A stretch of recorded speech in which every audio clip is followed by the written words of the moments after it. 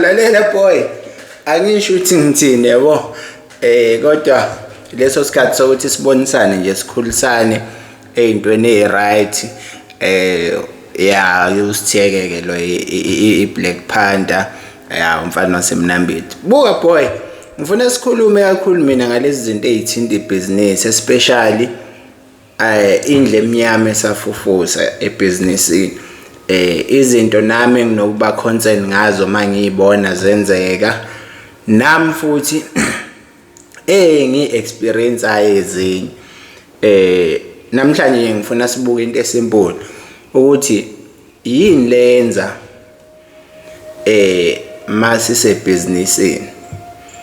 Let's say nje ngoba phela vele business unga operate for 5 years only to find ekuthena kukhuleka growth inzima.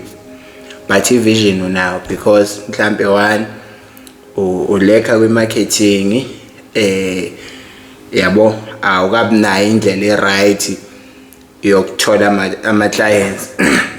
For example, let's say we operate emakhaya. Thatha isikhathi ke abantu basemakhaya ekutheni bakholelwe kuwena because basuke bene mentality yokuthi bayakwazi intwana ukhulele lapha mwabo yabo. Ziningi izinto abasuke beyibuka kuwena qa zovuka ngathi uyashansa lo hambelwa eGoli noma eThekwini sebuzo ozenza starring ngeke manje la kuthina yabo. Bese mhlambe kuvele kuqhamuke nje one of the government institution athi nayi funding nawe uqhumo wafo ke mfethu uhambe ubamba ifunding leyo apply bese kuthiwa sekumele senze i-training mhlambe ka 3 months ukuze sithole funding. Kule training ka 3 months one thing that is concerning me uzofundiswa business plan yet you've got a fully functioning business. Why sizofunda i-business plan ngibe ngine fully functioning business? 2, they don't even ask ekutheni ngoba urana le business what qualification are you holding. Mhlambe ngirana business vele i-qualification engiyiphethe it's business related so kulula ekutheni ngikwazi uku-attack ezinye izinto within a business.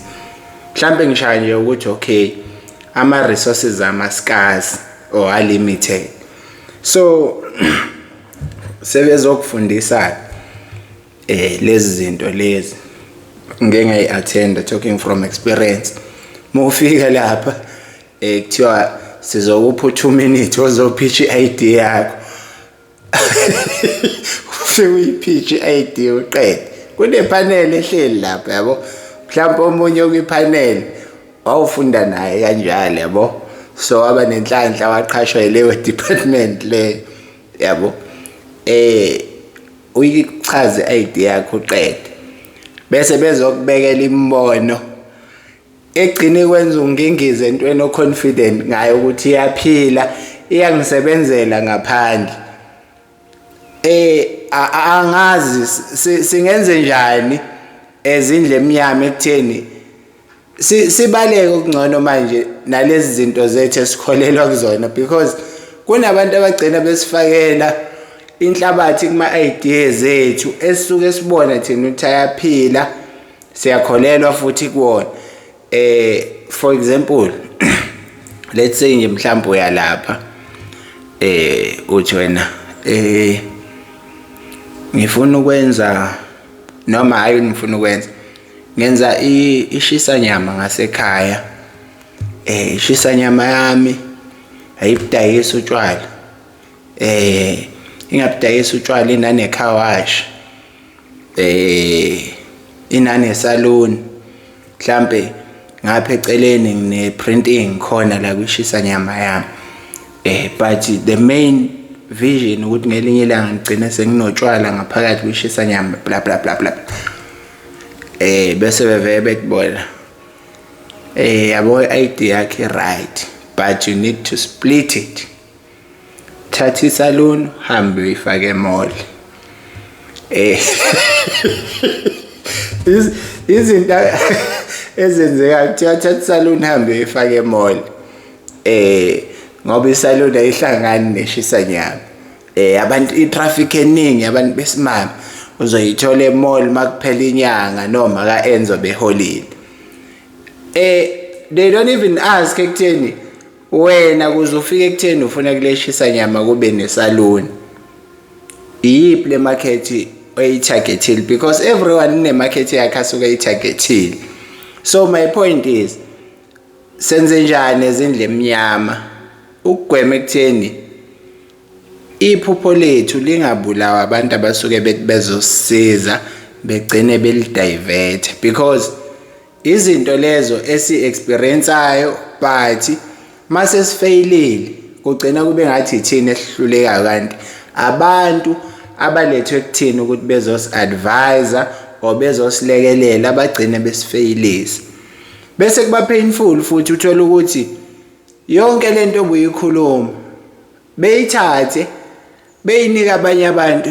Uthi yabona nayi lento lapha engangikhuluma ngayo, hawu umuntu usewumngani futhi nalo muntu ovule lento, yethi kumina umuntu wangi-advise ukuthi angenze ngenye indlela. Angisho kodwa ukuthi ngithini, kodwa asibhekeni nezinto ezisibulalela amaphupho ethu sibe sithi sifuna usizo. Injengokuthi nje usuku uye kumngane omthembile owazi, mhlawumbe ngingathi umngane, let's say uya kwi-Brazil oyithembile uthi ayilunda leli yabo, pitch into yakho vehle kancane ilwena ethi lazy man, niyanqena ukucabanga because kuyona uyokhuluma into elibona ingena sense because selazi imali eningi. Nawe mfethu ugcina ufila less. Yabona izinto engikhuluma ngazo izinto esengike nge-experience mina, ngikhuluma ngezinto engingazazi. La ukhuluma khona nomuntu omthembile uthi okay uzongibeka ngendlela e-right, but akushiye ufila less futhi uyibona ukuthi yazi yahlahle angacabangi lutho, yabo. So wathi isilo sethi umdlokombani omisuzulu wathi angazi sibalalele kodwa singabezwa, yabo, noma sibeze kodwa singabalaleli, into enjalo. So my point is, akuyisiyo yonke into kumele uyithathe kumuntu mawukuthi uk-advise ngento yakho, because uwena o-understand into yakho kangcono, iphila kuwena hayi kuyena. It's a matter of ukuthi kuyena uzokufisa leyo assistance oyifisayo. Yazi ukuthi ungapitcha kumuntu uthi ngifisa ukuthenga umshini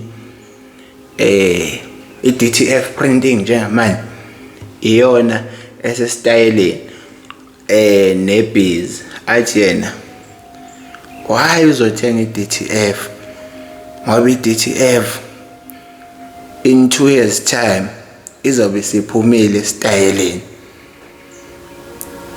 Awucabanga ukuthi kobe sekukhona omunye umshini. Obvious ngi-aware ukuthi i-printing iya-upgrade time and again, but i-DTF sengicalculate-ile mina ngokwe-market enginayo ekutheni iyothi yophuma kungenenye ngizobe sengikuphi.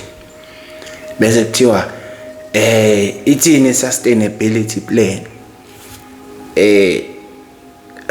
sicina sibhala siqamba manje siyofuna ama-academics ke manje sibhalele isingisi ukuze ke manje into yethu izo-approve. There are things you cannot predict ebhizinisini, like it or not, because yabo ka-accounting kunento ebizwa kwi-budget, khona u-actually no-budget. So kuyenzeka upredict-eke khona ama-figures, but kwibhizinisi usuku nosuku liqhamukela nento entsha. Ngalala namhlanje ukhala inyembezi uthi ibhizinisi alihambi kahle, kusasa uvuke kanti kunelunda nje lo likubuka for the past 7 years. Ekseni livele likushaye ngemessage lithi ekseni singakwazi ukuhlangana lapha eMarket Bin eSuncoast khona into engifuna sikhuluma uthi uyafika lithi intwana yazi khona project engiyirana ngala manje ifuna iprinting eningi ungakwazi ukuthatha over uthi hayi manje kuthiwa hayi khuleka lezo zinto zoba covered. My point is asinga lahla amaphupho ethu ngenxa yabantu abasidiscourageayo. Bilvela kona but make sure ukuthi uya comply. Hlala ucomply hambe ngepace yakho ungacompete namuntu ungabuki futhi ukuthi hayi ngikhule nabo sebekubi. As long as ubilvela kulento ubilvela kuyona ungadepresswa futhi ukuthi wena ubona kuhamba kancane esayidini lakho yabo. Izinto lezo kufanele sikwazi ukuyi-understand ukuthi hayi ziyohlezi zenzeka. Hayi thina bashile futhi asikhali sihappy la esikhona sihamba ngepace yethu yabo. Hayi ngobani hayi ngoba kanjani. It's because si understand ukuthi nathi sofike sethi isikhathi sipope mase kufanele injengokuhlangana nomuntu obukhula naye ufunda naye seqashiwe uthi uyafika uthola ukuthi mhlambe ngenze example uyangena kamasipala in charge lapha amasipala kuthiwa hayi uyeni procurement officer onzima lo nawe uthi hawo ngiyamazi mfethu ngihlanganisele phela athi khuleka mfethu sobona akushaya ngaleli themba lokuthi sobona. Uthola ukuthi usulo umqina usebuye ngabamba amakhola akhe ethi chief you must understand umuntu ubusy akusikho ukuthi ngoba bebusy yabo into okufanele iqonde yabo wena njengamanje kunale gang ezemva kwakho ethi mayikubuka ithi uThemba uyi hard work uyasebenza lo yabhodi yabo basemva kwakho automatically bawuthi beqala besebenza bona mhlambe wena egaming no 10 years experience noma kuthiwa kusahamba kancane no 10 years experience bona bafuna ukuyi-associate nawe ibona bayokwazi ukukuphakamisa not ngoba bezobe befuna ukhatha or ini bona bayakholelwa kuwena kudala so bahlezi bena lento ukuthi lo yabrazo uyaphusha for sure makungathiwa sisebenzisa yena kungasheshe yabo. Nalaba ukukhule nabo kunalabantu ababavumile abasebenza nabo wena wazi ukhala ukuthi kanjani because even ngisho labo ohlala nabo every day they will never support your business, they'll never support your hustle. Ngisho ungenzani ungabuye uzoshare mapha ama-ideas nabo they will never support you. Mina yonke into engikhuluma ngayo talking from experience ngisho ungafika uzomxoxela ukuthi mfethu yazi njengamanje makungathi qhu nganyiwe mhlawumbe uzusho ukuthi mfethu ngishoda ngo10 blocks angeke akunike lo 10,000 angeke uthi uyezwa hawo uhambelwa udonate kuphi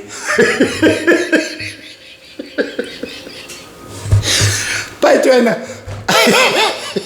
futhi bafethu yabo kwana kunzima siyahleka phela ngoba kuyahleka yabo uthi uyezwa hawo ebeyodonate kuphi ubrazo hawo kanjani ngomthelo omjida fethu akana next yabo awukwazi futhi ukumblame fethu akakukweledi so iphupho lakho fethu akekho ukukweledayo ekutheni lifezeke elakho kumele uyimele into yakho until izifezeke awukwazi ukublame umuntu nje yabo okubalekile focus kholelwa kuwena. Mina ayikho into akekho umuntu engikholelwa kuyena njengami. Hayi mina noma ungangibeka nobani abanama million angakanani ngiyisentenier ngiyakholelwa kumina yabo because izinto igcina zisilimaza kakhulu ukufuna ukuncetheza ngoba siyitshela ukuthi zo benefit. Yabo mina ngikushaya ngento ongisha ngayo. Mina once ngakufonela wangayibamba ifoni yami noma ngikufonela uthi wena ngizobuya kuwena ungabuyi kumina. Nami ngizodlala into efanayo kuwena moving forward ekutheni hayi nami ngizongifonela ngiyibuke ifoni yakho. Yabo ngoba once wababonisa abantu ukuthi wena ubenza superior, you will always be less and they will always make you feel less.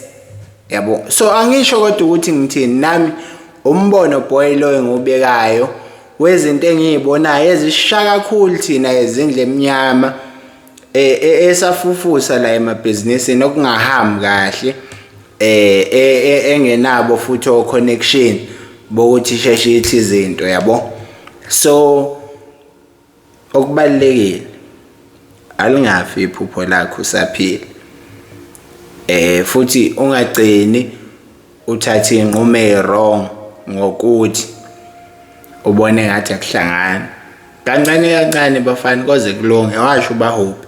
Yabo angisho kodwa ukuthi ngithini yabo ngoba hayi kulukhuni mina ngiyaye ngisho ukuthi uNkulunkulu mayengangibusisa ngemali, yabo into yokuqala engingayenza mina boy mangathiwa nginemali ngayokhanda istudio ngasekhaya, recording studio, kushuthi kungabe so music, kube khona ama video cameras la ukuze iyouth izokwazi ukufeza iphupho layo, because eindaweni zasemakhaya sine art eningi that is not supported. Eindaweni zasemakhaya sinabantu abaningi abatalented abanganakiwe kodwa. Yabo noma kungangena lezi chief yabo abayisupport, instead bayicindezela kungathiwa manje kuzofika uMEC kuvele kulandwa ama crowd pull awu5 engabe kulandwa ama crowd pull awu2 bese kuthiwa le mali besizoyikhokhela laba abawu3 asi split according to mhlamba manje sistawu10 endaweni. Yabo bangajabulela noma yini go boost confidence yabo, instead gcina kuthiwa hey ayikho ibudget kodwa ungangena ushaye mahhala sobona kokuzayo. Yabo nathi ezimphakathi sivumele lezo zinto, kodwa okay angikho lapho manje bengikule business ekutheni iphupho lakho alingafi usaphila, futhi ungadiscourage ekutheni ubona sekuhamba isikhathi eside. Yabo mina ngino 10 years plus manje ebusinessini but ngisastruggle, but akusho ukuthi ngizogive up lokho, as long as ngisaphila angeke ngigive up. Kubalekile ekutheni ukwazi ukudiverta wenza izinto eziningi kuze ukwazi ukuyisustain, but bese uba naso speciality sakhe ekutheni okay when it comes to this imina ke loyo. Yabo mina I've diverted consecurity manje yet I know ekutheni ngikwi branding and marketing la ngikhona akukho lula futhi ukuthola ama clients, but angeke live ngisaphila. Ngiyaye ngiappreciate bona laba banginika umsebenzi omncane bese ngiwenza ube nswembe. Yabo ngiyawenzisisa ekutheni noma akuthiwa ufikaphi hayi mina umsebenzi wami angeke ngitshele ngawo, ngiyawazi futhi nginswempu kuwona, it's just that ama opportunities angafiki. Yabo because ngimina yabo kodwa ipoint lami lisekutheni iphupho lakho lingafi usaphila. Futhi ukufunda ekutheni mawuthola isente encane businessini sacrifice ngendlela right, ungajabulele, ungafuni ukuduma undlule ibhizinisi lakho yabo. Let your brand speak for itself. Wena build your brand until i-brand ibe right. And you must know ekutheni once wangena kwi-business, it's not about you. You are building this brand for the next generation. So vele wena you will never enjoy ama-benefit alento oyiqalile. Okwakho is to make sure ukuthi uyakwazi ukulala udlile, ukhokha ama-bills akho lawo, but awukwazi wena ukuthi ezomqalo wendlela so ufuna ukuhamba nge-M5. No, that's impossible. That means mhla ufa leli business lakho angeke likwazi ukuqhubeka. So kufanele every cent oyitholayo ususa i-quarter cent wenze into zakhe personal, the rest reinvest it kwi-business. Angisho kodwa ukuthi ngithini nampoye ngibeka umbono izinto lezo kumele sikhulisane kuzona izindle eminyama, sibukisane zona, sithi noma sihamba siyofuna ama-funding, masifuna ama-funding, kodwa kube kunezinto esikwaziyo ukuyimela kuzona, because uyayi-attenda lezi zinto zama-funding kwenzeka ungayitholi. Mina yangazi sengayi-attende ey'ngaki, hayi kwakungahlabani akukazi kuhlabani yabo. Ufika impela uphume bekuthembise kuthiwa hayi sokufonela in 1 week, uyayazi into okhuluma ngayo, awulindi lutho. So angisho kodwa ukuthi ngithini, ezinye izinto zinabanikazi bazo. It's better to focus kulokho okwaziyo, ungakujaha ongakwazi. Kulungile boy, asibambe lapho kwamanje.